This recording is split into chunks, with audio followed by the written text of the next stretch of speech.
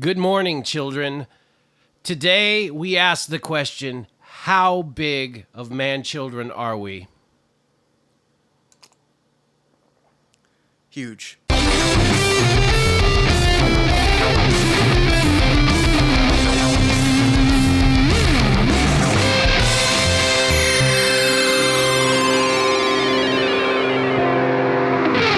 Welcome to the inaugural episode of the ManChilding is Hard podcast. I am your bromander-in-chief, Lowell-George Granath, and at my side, my faithful sidekick, Joshua Kramer. Still working on a nickname. Yeah, I've got a few, but I don't. Still working on a usable nickname. Yeah, I think the internet would explode if I said some of the things that I call you sometimes. Well, this is a podcast about us discussing our just ridiculous man-childing tendencies in the era of adulthood. We're on the wrong side of 30, and we are just doing the best we can to stay silly, stay young of mind. Anyway, it's kind of hard to do when you wake up and things hurt, or you don't go to bed enough or soon enough. And I didn't know it was possible to sleep wrong. Yeah. I think my lucky stars when I actually get up and wake up and I'm like, oh man, I feel great. It actually happens a lot. My father always said that one of my greatest gifts in life was the fact that I could sleep anywhere well. I was very good at that. Yeah, for many years. I could airplanes, backs of cars, trunks of cars. I've slept in a trunk. Yeah, it's not that's a real thing. So It's just when you get to be, I try to say I'm a pretty silly bastard for all intents and purposes. Josh knows this pretty well. I can also be terribly serious. I feel like my gauge for silliness is just exactly on par with my, aggro alpha male sensibilities. It's just like that. Like my rage and my silliness, they're of equal caliber. Yeah, it just depends if you're able to fling the shit or you have to dig yourself out of the shit. Yeah, sure. That works. But it's just I just try to do silly stuff. I like to make Legos. As you can see, I built this Lego pirate ship that's sitting in front of us. And I just absolutely positively love stuff like this. Toys, I have a ton of toys. Here pretty soon. Over here to my left, we're going to have a big rack full of a display case full of action figures because I never really got past 12. But since this is the inaugural episode, one of the things I really wanted to check out is let you get to know the people and folks that are going to be on this show. My regular co-host for sure is going to be Josh here. He'll be here on most of the episodes. We will bring in some folks here and there as time and schedules allow. I recently kind of freed myself of your typical day job. But poor Josh here is greatly monopolizing his master's degree in music to work a retail music store. Tell us more about that, Josh. Everyday existence is pain. Bus Josh. No, it's crazy. You do all these crazy stuff because one of the things that you never quite figure out where your adulthood is going to be. You spend all these years, working your ass off to, this makes me happy. I'm going to pursue this. I'm going to do this. And then, 10 forks in the roads later, you're in a small northwestern town in a music store. Yeah, that's fair. I kind of hit the music store thing pretty regularly. And I actually liked... I think you and I both have had, in and out of music stores for our entire adulthood. Well, yeah, I think as a musician, especially one that's trying to make a living at it, it's just inevitable that you're going to end up there because it's like your people. You know what I mean? You're for I would say 60% of the time you're surrounded by pretty, people that are of similar mind, or maybe commitment level is different, but you're surrounded by that kind of stuff. But man, I really liked working at Beacock. Mm-hmm. This was Beacock Music in Vancouver, Washington is where I worked and he worked still. It's a cool job, but it's just like any retail job. It just comes with it's still retail sales. Yeah, people being just really nasty. Do you find this, me and you have both had terrible amounts of crazy odd jobs, right? because as you do. I worked in retail for a while and stuff, so I am always, because I remember those days, and I remember those heady days. I'm also pretty forgiving on, like younger people, because I was that kid. I know I get it, but I was the guy in Guitar Center playing Yngwie at just at 11. Shred. So I try to be super forgiving with people, but I always try to be extremely courteous to like gas station, like drive-through folks, Any service and industry. Stuff. And I'm always the guy that's standing behind the total Karen lord, and she's just like, I want to talk to the manager. I hate this. I hate that. You're being very rude. And I'm always the one that like comes up afterwards. Either I will call them out. I'll be like, you know what, you need to relax. This person's just doing a job, and you're just kind of flying out to handle. Or when I get up there, I'm just like, you know what, I'm gonna be your easiest customer today. I just want these things. I'm gonna pay you cash, and then I'm gonna go on my way. I will be calm, collected. I might joke with you. Is that okay? Do you need a hug? I have your... Before COVID, you'd be like, do you need a hug? Can I help? Is there anything I can do to help you in any way? But especially like drive-through, even if they're being... Oh, yeah. They're throwing me some shade. I am very much like, I'm just cool with it. I'm like, they're just having a gnarly day. I get it. Thankfully, I never had to like rock a drive-through, like at least for food. And I actually worked at a drive-through tobacco store for a while. Lucky Raven Tobacco in Soldotna, Alaska is actually a really cool job. My boss, Patricia Patterson, was just an amazing boss. I mean, you couldn't ask for better. She pretty much treated us like family. What I do have a question for you. We're getting to the script now. Yeah, we're getting to the script. I figure every piece of script will just generate its own thing. We're just going to lay like wide for you. We do have ideas for this thing, but we're just... It's going to be what it is. Yeah, it's going to evolve. We're ManChilding. We plan and then, go off the cuff. Okay, so I got a couple of questions that I wrote just as like conversation starters here. When adulting becomes perilous, how do you cope? Well, it's definitely changed over the years. Definitely when I was drinking. Yes, when I was much younger, I definitely coped with some drinking. Then I got broker, and then I couldn't afford to do that. And then getting older and wiser, that's probably not the best idea to do. Music, as like has always been that kind of constant thread. But I find ways to escape, whether that's a TV show, a game, a song I'm working on, going out to dinner with a buddy, just some sort of project, like to put myself in without, as pretending the world is still not there. Yes, the bills will be paid when I get out of that area, but just finding some way to escape, really, however it is. And it's simple, like I said, as simple as going out to dinner or just, putting the headphones on, picking up the guitar and just mindlessly playing for hours on end. Yeah, I would say that my like happiness barometer, when it dips too low, I tend to like do things that I love, that is fun.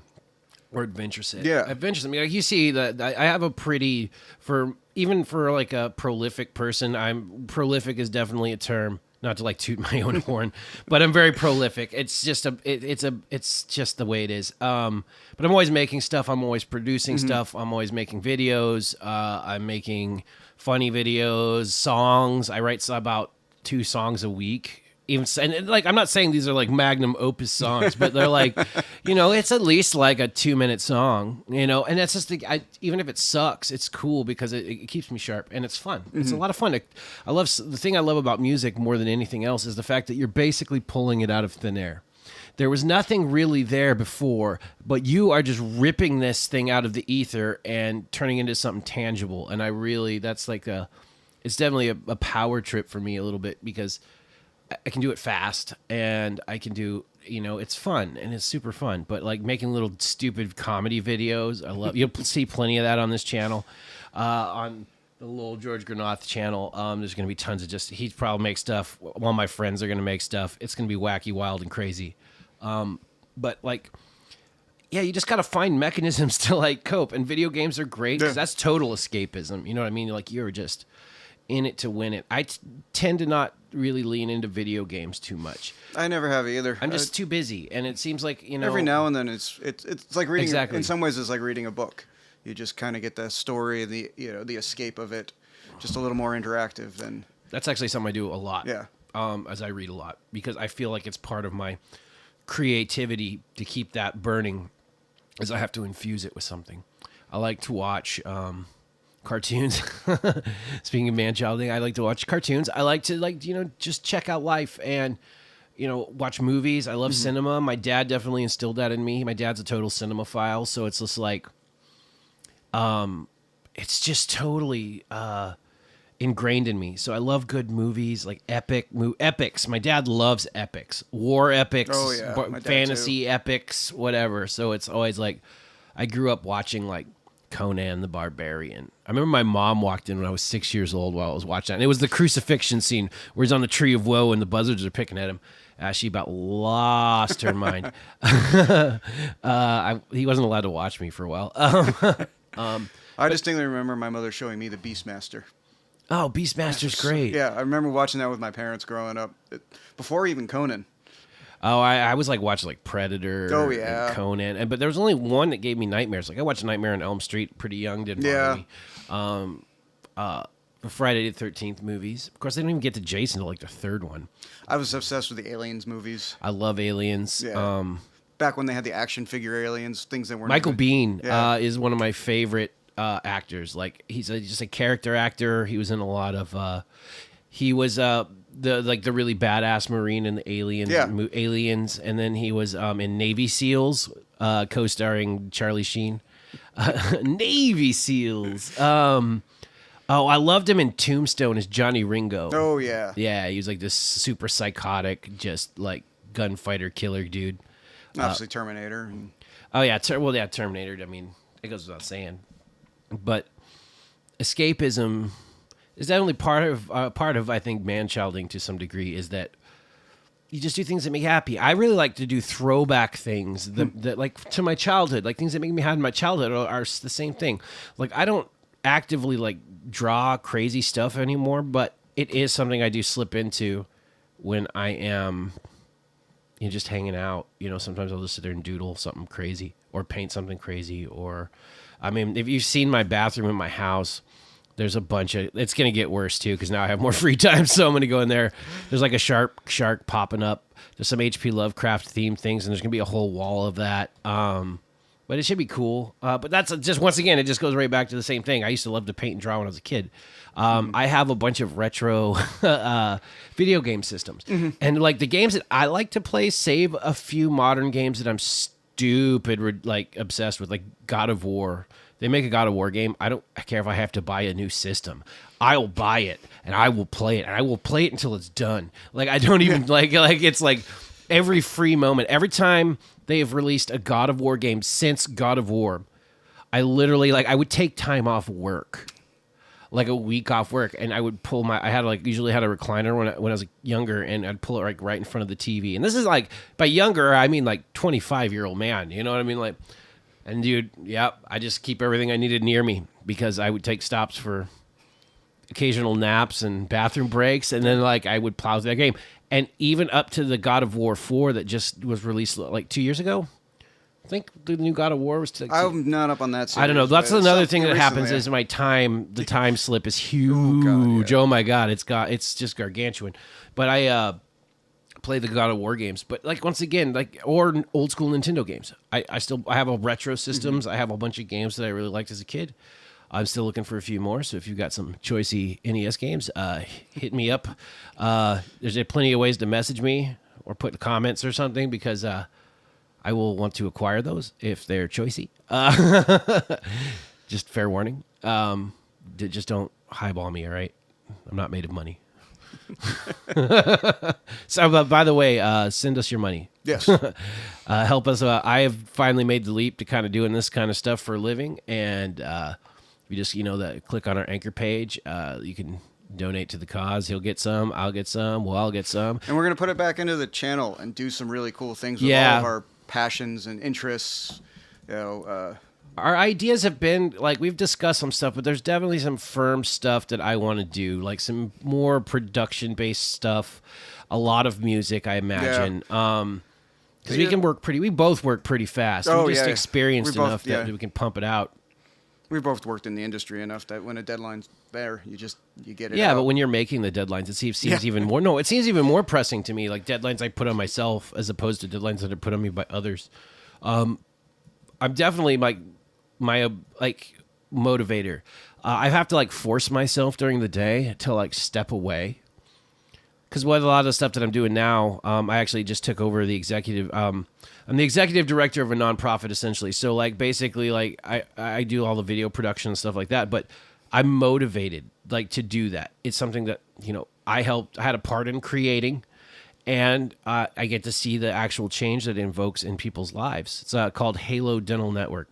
But I get to see the change that actually happens, and it's very inspiring and very motivating. So I actually schedule time in my day to stop working. Like I schedule time in my day. I stop for like a couple hours, and just do something fun. Like that's one of the things that the rigmaroles of a normal day job, right? Is that you kind of get locked into scenarios and situations where your time isn't yours. You know what I mean? Like it's someone else's, and your stuff has to be planned around that. And I just got to the breaking point with me, where I just couldn't do it anymore. But that's back to your question of the perilousness of being of adulting when those day jobs get you down, and God knows we both experienced just coming home exhausted. The grind, like to the point where even you don't even want to do the things that make you happy. Finding ways to get pushed through that to get to your passions, to keep you sane with the things that fascinate you and make life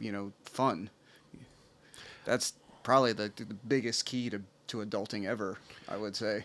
Yeah, and never forgetting the joy of your childhood, and like the things that you did that gave you joy, and finding something in not putting a judgment on it as an adult. Yeah, not judging it. Like I've kind of like over the past couple weeks been throwing around. You start a channel, you always want to have phrases and stuff like that. I don't have no secrets as far as like stuff about like stuff that I do to put together content, but like I always want to have like a mission statement or something for myself personally, or like a catchphrase or something that kind of instills what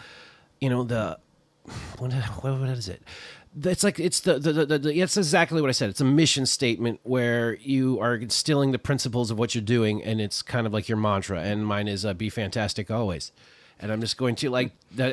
It's actually weird stuff for me to live by at this point. Is not get wrapped up in, being a serious adult. Obviously, there's a time for that, and, to, like, provide house and home and roof and all that stuff and food and stuff like that, pay your bills. But, like, to remember to have some fun. Like, me and my wife have actually talked about this to some degree about, like, we need to have more fun. Like, it's just, like, for real, we just need to have more fun. We need to actually go out and do stuff, and we need to, like, structure this. I'm going, like, a real vacation. It's been too long. Oh, yeah. We had the same thing. My future wife and I have just did that. Just in case you're wondering, Josh is betrothed, as they say, to the wonderful Gwendolyn. And she's pretty rad. So she is pretty rad. Yeah, you need to like make sure you need to maintenance that. You know what I mean? Oh, like, every day. You need to keep that relationship going because she's super cool. But we like to be fantastic always. It's just something I'm totally going to strive to do, and I'm going to try to be more upbeat. I just noticed that sometimes, like you said, you come home exhausted and stuff, and it just drags on your personality. Your personality tends to dwell in a dark place, and I'm just done with the dark places, man. Like it's so easy to fall into, microwave a meal, put something on and binge, the 4 hours after you get home from work, then go to bed, and that repeat daily, and that drags you down just as much as the workday. I can't do it anymore. Yeah. So I still do it every now and then, but there's a time there's for always it, dude. a balance. There's a time. Sometimes you just got to turn off and do something that makes you happy, and that's what makes you happy. Then that's what makes you happy. I'm not judging. You know what I mean? Like it's just the nature of the beast. So aside from all the podcast stuff and projects you got, what's one thing you're working on now that's just for you? Well, it's not just for me. It's for anybody that has followed my music career or whatever. And I do have some fans, and want to make a record just for them. They have this thing where it's like it's called the shut-in sessions, and they basically lathe cut vinyl. Oh yeah, I've seen that. A lot of vinyl for you, and I'm gonna throw it out there. They're gonna be like $25, and it's gonna be a custom like lathe vinyl. I'm gonna up the stakes with mine by letting. I'm going to let the people that actually buy it choose the songs. Like if they have a particular song of mine that they want to have recorded on that record, I'm going to do it for them. And that's going to be the track list. It just takes the track list in my hand. They want something new, whatever. If they want something old, I'll do that too. It's going to have personalized messages to every single person that buys one. So it's going to be like to you. You know what I mean? So that's in the works. I quite haven't nailed it down yet. This podcast actually is more for me than anybody. I like having a soapbox to jump up on, and just talk about, invoking the change that, and being the change that I want to see in the world. And I just want to see people I think if everybody focused on themselves, and I'm not talking like in a selfish way, well, maybe a little bit, but, regulate, you're keeping yourself happy to a degree. Obviously, there's sacrifices for like children, spouses, jobs that have to be made. And that's just blood that, has to be let. But like, you got to decompress with some fun for yourself. You got to do some stuff for yourself. And it's like, I talked to like our friend, we have a mutual friend. His name is Ross. And he's a muy excelente amigo. You know what I mean? He's just salt of the earth, good people. But he never gives himself anything. It's rare. And when he does, he does. I mean, like he really does. But like, it's super rare. Like he had like a tooth problem. And he's like, it was just bothering him. And I'd go there all the time. And I work for a dental charity. And this is like, he had just bothering him all the time. And I was just like, dude, you need to get that fixed. I know a guy. It won't be free, but it'll be economical. Yeah. Let's just call it economical. It'll be affordable. And just go get it done, dude. And he was like, no. I have to, the kid needs something, or the wife needs something, or the house needs something, or bills need to be paid. I'm like, man, you got to keep yourself mentally healthy. You got to keep yourself physically healthy to some degree, just to be happy. And your happiness then leads to your productivity. More productivity equals more for them. So you're winning. You're going to provide for them by helping yourself. Yeah, and especially when you got friends and family, when you're happy, you have a full tank to give to people. You can't make someone happier when you're feeling down, depressed, and angry yourself. Another answer to your question that I'm doing just for me is I'm going to put some Lego build videos on this channel. I know it's ridiculous, but I built this and I was just like, oh man, that was super fulfilling. I'm going to do like a time lapse. Never gets old. Obviously, I'm not going to do a video of this one, but I've got the atoll and I've got a tavern that I'm going to build, and then I've got another one on the way. I've got the Razor Crest, the Mandalorian ship coming. I'm working my way up to I'm going to get the Millennium Falcon, like the big one, and I'm going to build that. Lego, if you want to hook me up. I'm asking for everything the first episode, but that's just how I roll. If you don't ask for it, you'll never get it. I mean, what's the worst thing they can say? No or nothing? I'm cool with that. But that's just be seriously. It just boils back to the mantra, man. Be fantastic always. Yeah. And to be fantastic, you have to do fantastic things, and fantastic things can be. For me, it's silly stuff. Like I love unicorns and rainbows, and as you know, he knows better than you will, but you'll get to know it. If you look at the logos or anything like that, really love the Silver Surfer. You can't tell by looking at him, but he is sunshine, lollipops, and rainbows everywhere. Yeah, for the most part. Or I'm like a raging McSwede. Like, but I'm trying to become more silly and less serious. Just with life, because it's one thing you realize as you're older and the time starts to really slip. And it's just like, it slips. Like, 2 years ago seems like yesterday. But it's just like, you take the time. At least I'm going to. No, I don't want to be, my dad's a great person and I love him to death, but I don't want to be him. He gets way too serious about stuff sometimes. But he's seen some things that I haven't seen. Like he's had some life experiences that I haven't had, but I don't want to be that guy. I don't want to be the overly serious, crotchety old man who hates young people because, oh my God, they're making noise and I can't be quiet and miserable by myself. Like, I want to be like, happy and joyous and go lucky and be like wearing crazy stuff and having a good time. Right now, I'm wearing drop crotch pants with some Nintendo themed DCs and a shirt that I paid way too much for because it had Nirvana logo on it. But that's fine. Yeah. That's super fun. I rock a silly watch. I like to wear lots of rings sometimes. And just be silly. I love silly sunglasses. If you send pictures, like if you're listening to this on YouTube or you're listening to this on any platform that you get podcasts on, because it's going to be on all of them, send me pictures of your silly stuff because I would love to genuinely heartfelt would love to see it. I just love crazy artwork. I love just random stuff that you find.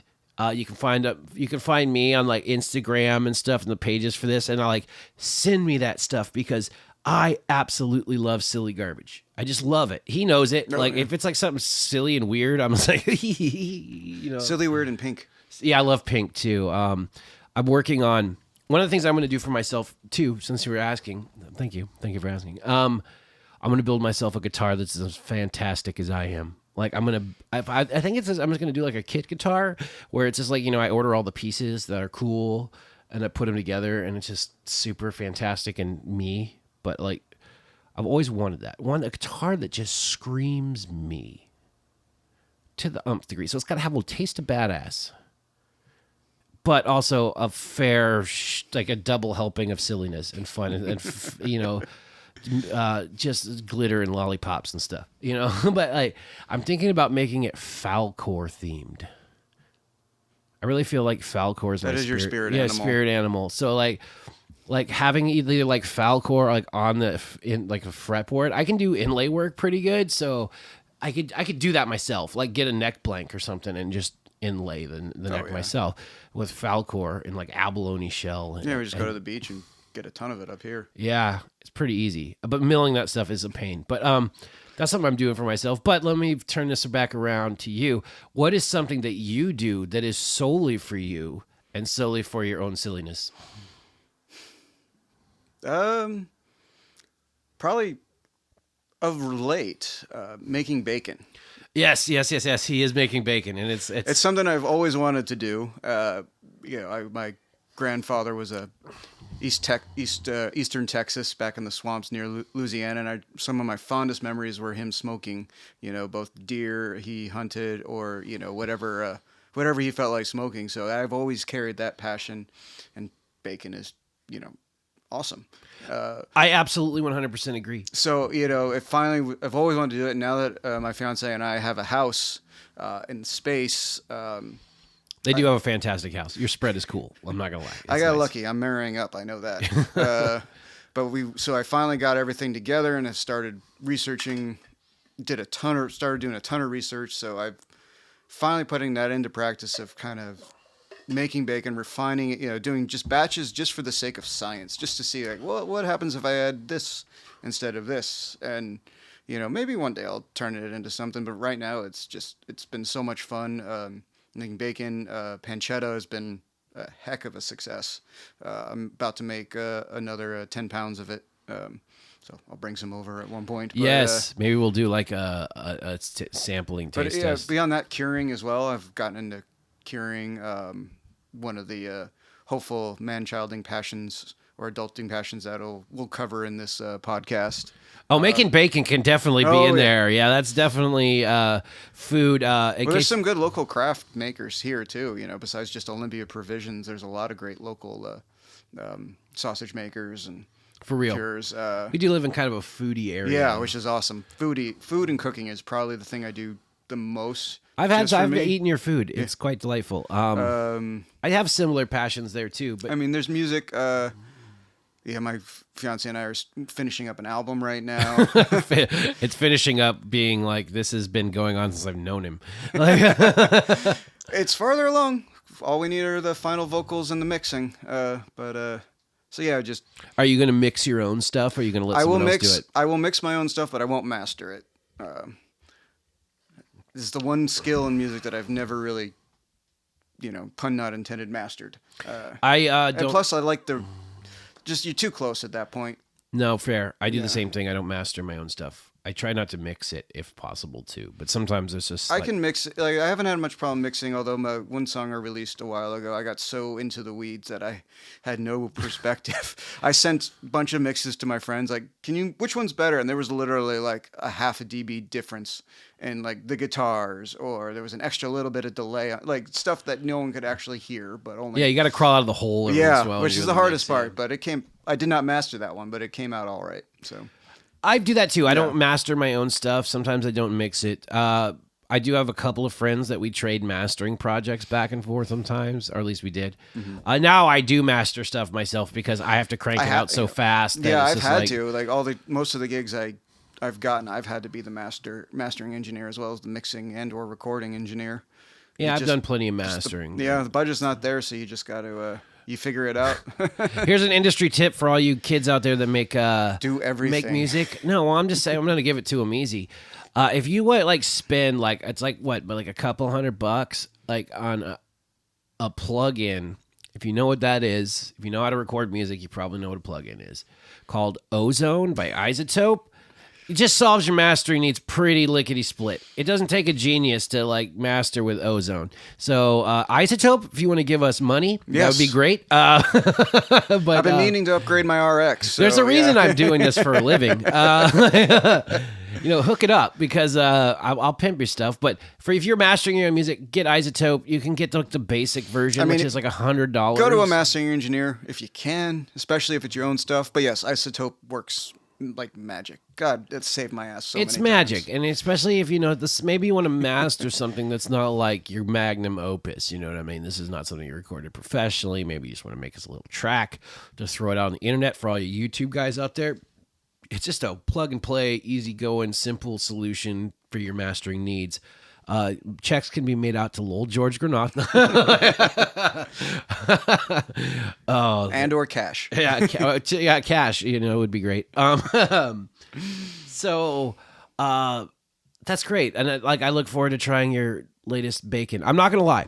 I liked the first batch, but eventually it got too It wasn't like gamey. No, is not the right term, but you know what I'm saying. Too rich, where I couldn't eat it anymore because it was just super rich. But I did end up using the rest of it in cooking. Yeah, I found it works really well. Like make some green beans and throw some that in there, macaroni or risotto or That's just what I'm trying to dial in. And right now I'm just mostly hot smoking it. So smoking it to temp rather than cold smoking for a lot longer, but just because I don't have a cold smoker at the moment. So I think that has something to do with it as well, because it also gets, it gets cooked when it's smoked. So I have to do some experiments. One of the things I'm hoping to get on the wedding registry is a cold smoker. So. The checks can be made out to cash. But that's, again, I just love, like we talked about, the process, the science of it, trying to figure out a better way to do it. Like that's what I really enjoy, and that's that's been one of my big joys this year. I'm just happy just to make it and give it away. I would say, that's another thing. Once again, the reason I wanted Josh to co-host this with me was because me and Josh, for the most part, are very similar, but maybe on opposite sides of the spectrum. But our lives have had strange parallels. And when we first started talking to each other, because the first time I liked this guy, he was just another sales dude I didn't want to deal with. And then within a day or two, I was like, oh, this guy's rad. But plus he was recommended by somebody that I just hated. So I was just I didn't know the person. He was just the first employee. Guilt by association by this horrible dude we used to work with. I called him Chud. But he, we love food. We get obsessed with making certain foods and perfecting them. I've done it. Just any craft in general. Yeah, but it's just the way that we approach it is similar by that obsession factor, the rinse and repeat. Because, one thing music taught me is that you can learn to do anything if you learn how to learn. I have a book coming out. No, for real. I wrote a book about learning how to learn and create. It's basically called The Art of Winning Everything Ever, Creativity on Demand. I'm not even joking. I wrote it over COVID because I'm just sitting here. I'm going to write a book. I dared myself to write a book, and I just did it. So like, well, that's one of the things I tried to focus on when I taught guitar for 10 years. And, instead of just teaching the song, I always tried to teach how to learn the song. So, a lot of the lessons we wouldn't spend actually learning the song. We would try to explain, why it was this way, how you can figure it out. And then get in the head of the songwriter, and then you can emulate it on demand because you know what it was. Yeah, I get it. And then they could take it home and learn 10 songs rather than just, here's this chord only in this context. Granted, every student is different, but there's something I tried to instill and something I had some good teachers instill in me, though I didn't always have the head to understand why they were doing it, instead of just, why aren't you teaching me what I want? No, that's fair. Yeah. I'm sure I'll have students that disagree, but I always felt that I was a bad guitar teacher. I taught guitar for a while too because it's just easy money. Again, it's another thing you do as a stupid easy money. But we basically, I taught guitar and it was cool. But this was the thing. My whole goal when I was teaching guitar was to get the student to be self-propelled, where they no longer needed me. This is a bad business model for a guitar teacher. So I was not super successful at it because I want to get these kids to a point where they are self-propelled. They are finding this information on their own. They are assimilating it on their own. But I feel like all lessons like that should, they should, once you've learned to become self-propelled, it is the ultimate tool in life. Oh yeah, you can figure it. It's my greatest strength. I didn't know a terrible amount about videography. Now I'm literally doing it for a living. And this was within like a 2-year period. I can't tell you how many jobs I kind of gigs I fudged my experience on things. Like, yeah, I know how to do it. Then went home and just YouTube, got a book, like, all right, this is how you do it. My first time ever recording on a mandolin, that's what I did. I borrowed a mandolin and I'm like, yeah, I know how to do that. That's how I learned to play mandolin. Yeah. We're using it to record. I built one because I was building instruments at the time, and it was cheaper for me to actually just build one real quick. It's not terribly, I did not like crazy fancy, but it was just basic. Yeah, the first gig I ever got recording an orchestra, I kind of, I never lied, but I did, present my, my experience in a way that in a light that was very favorable to your. Yeah, but you know what? I was like, all right. So I hit up. Fortunately, I was in LA at the time, so I had some good contacts where I could pick their brains as well as borrow some gear. And to this day, it's one of the recordings I'm very proud of, recording this orchestra in a hall. I think I've used some of those recordings, haven't I? No, not that one. Not that one. You sent me an orchestra recording. Well, yeah, that was me doing samples. Well, it was very good. I don't own these recordings. Well, I actually really. Josh has a talent that I don't. Josh can write very touching, moving, passive pieces, and I can do it, but it's definitely from a different format. Like my format's definitely more like a song format, but he can do these just music, which I feel to me is harder to do. You can invoke feeling with words. You can phrase things in a certain way that gets people right in the feels. But with words, it's easy because it's a direct connection. It's directly connecting to that person's brain. With the words that they hear them, it's I always feel like that's the first thing people hear when they hear a song is the first thing that sticks with them. 9 times out of 10 is a lyric.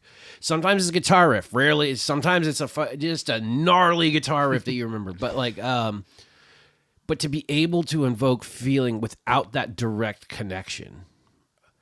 I feel that instrumental music, to make that cool, is way harder than just writing a song. You know what I mean? With lyrics and guitar parts and stuff, which I excel at. But if you'd like to buy my recordings, no, I'm kidding. No, I'm not. But that's just I get that. And once again, this just boils back to things that we do that make us happy and keep us happy. Keeping yourself happy is important. Yeah, and I guess that's the whole point of this episode and this podcast in general is, finding the space to explore your passions, enjoy your passions, your interests. Not just man-childing is hard, but adulting is hard. That's why, You know? but I see that's the reason I chose ManChilding was it's hard. I was going to call it Childing is hard, but that sounds real bad. So I decided I didn't want it to be gender specific. I'm trying to be more woke in we're my calling old this age, ManChilding is hard, but Lord knows this is just, But- this whole pie is just exploring your inner child and passions and doing it in a world that kind of sucks sometimes. But I thought Childing is hard. that Just sounds gave awful. the wrong impression. That sounds awful. It's like a sport where you kick children or something. I'd play that, but sometimes children need to be kicked. I stand by that. But you just it's just super important to me that this episode is definitely turning out to be a little bit more serious than I thought it would be. But that's cool, and it's cool because we're just trying to convey to you. Considering our mutual sense of humor but it's touching and it's important, and that's what this thing is. It's for people to escape to and hopefully explore, have fun with it. Hopefully explore the same, the things we find most fascinating and interesting and enjoying, or at least just learning how to instill that passion into what you're doing. You know what I mean? My wife's the same way. My wife Carlita, she paints. She actually been kicking out some pretty radical stuff, but Gwen's doing pyrography right now, doing some wood burning, which is really cool. They're doing I know they were working on. They know each other as well, and they're working on something right now. They have a plant group. They do. Maybe next time we'll shoot in the terrarium over there. My living room is turning into a jungle. And so is my kitchen. If you actually less than 2 feet behind the camera is literally a bunch of plants. Looks like my kitchen still too. Yeah, if you go in the living room. My house is a lot smaller than his. But definitely getting packed in here. We're gonna get a bigger place. Yeah. We're getting a bigger place at some point just because all the projects and the fact that I'm working from home now makes this not just a workspace but also a financial write-off because I'm using it as an office and stuff. But just kind of switching gears here. Is there anything that happened to you? Just to take it super current. Is there anything that happened to you this week that was just strange or bizarre, or fun? News in the life from the life of Josh. Oof. Adventures, a day in the life of a man-child. This week was actually pretty boring, unfortunately. I had something weird happen to me last. Literally last night. You talk while I think. No, I'm not entirely sure how much attention I was paying when I did this. So I was in between editing some videos, and occasionally I'll just pop off and take a break. Or something is rendering, and I'm just gonna pop off and see what's up on Facebook. I've been definitely pumping the gas on the social media stuff. So stuff's coming back. People are commenting. I'm talking to them. It's having a good time. But I was scrolling through my Facebook feed, and I saw somebody on I'm just going to come out and say it. I love it. But there's a group here in Vancouver, Washington called Vancouver Buy, Sell, and Trade, or Vancouver Sell Your Stuff, or something like that. And someone was selling a half-used bottle of ketchup, I think. I just kind of caught it at a glance, and I kind of just grazed over it. So I commented that it was trash sauce for uncultured peasants. And I remember there was 3 comments that came in, and the one was oh, look here, another 1%er, and all these one person laughed, that's funny. And then I don't remember, I couldn't see the rest of them because they blocked me. Somebody blocked me on Vancouver Sell Your Stuff. That's it. It's Vancouver Sell Your Stuff. Somebody blocked me, so I couldn't see what the other comments were. I didn't really care, but I thought it was interesting that I got blocked for what I thought was a joke, seeing a half-used bottle of ketchup for sale, and someone was like, I'll trade you this half-used thing of Windex. And I was like, ha, ha, ha, ha, trash sauce for uncultured peasants. Apparently, they took it kind of serious, so, yeah, I don't know. That happened to me. That was weird. A day in the life of a man-child. Maybe I should read better, because I can't see the comment anymore. I can't even see the post anymore. I am literally, it's invisible to me, which makes me think they blocked me to some degree. They didn't kick me out of the group. I'm sure it's coming, but... That's an interesting hill to take a stand on. I know. I didn't take a stand. I just made a funny comment because I thought it was a funny post. I thought it was supposed to be funny, but it turns out that it was maybe they were seriously selling a half-used bottle of ketchup. I don't know. Whatever. But it is what it is. Yeah. Another interesting thing that happened to me this week is I quit my job. Ooh, yeah, to start my other job. So Well, I put in the notice. I did it right. Yeah. You know, and try to make it as convenient transition as I possibly And most could. importantly, you stayed until after my vacation. Yeah, he took a big long vacation. And Staycation. We didn't go anywhere, but well, yeah, we can't really go anywhere right now, but you get the idea. But you know, this has been cool part about this is this we're gonna have. I'm sure we'll have gimmicks and cool things that we do that are reoccurring every week. But this has been the inaugural podcast. Yeah.